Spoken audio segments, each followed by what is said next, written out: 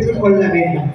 டயத்தை பார்க்கறதுனால இன்னைக்கு நம்ம வாழ்க்கையில என்னன்னா பிசாசான அதுல மகிமைப்படலாம். புரியுதா உங்களுக்கு? பின்னோக்கி பார்க்கிறோம். நமக்கு பின்பதாக வாய்ச்சி இருக்கனால என்ன செய்யணும், நல்லா பின்னால டயத்தை பார்க்குறீங்க. ஆனா தேவனை பார்க்க யாரும் வரல.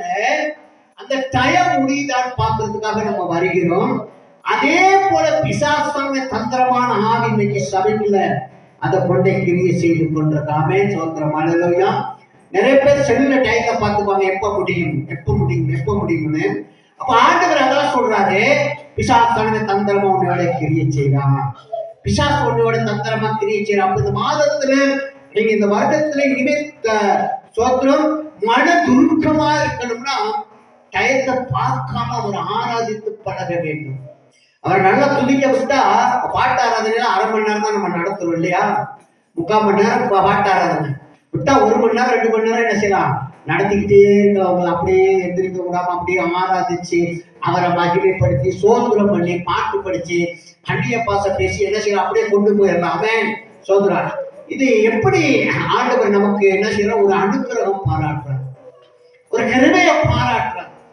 நம்ம டயத்தை பார்க்கறது, நான் டயத்தை பார்க்கணும் ஏன்னு கேட்டா யார் எத்தனை மணிக்கு வரைக்கும் நான் பார்க்க வேண்டிய எனக்கு வேலை இருக்கு. அவன் சோதரம். அல்லேலூயா அல்லேலூயா. 10 மணி பஸ் இருக்கு, 10:05 ஒருத்தர், 10:15 ஒருத்தர், 10:20 டைம் இருக்கிறது. அவன் ஆனா டயத்தை பார்க்காதபடி நீங்க தேவனை என்ன செய்யணும், ஆராதிக்க வேண்டும், தேவனை துதிக்க வேண்டும், தேவனை தேட வேண்டும், அவருக்களாக மனமகிழ்ச்சியாக இருக்க வேண்டும், அவருக்களாக சமாதானமா இருங்க. சமாதானம் பஸ்ட் ஒருத்தர் வரணும்.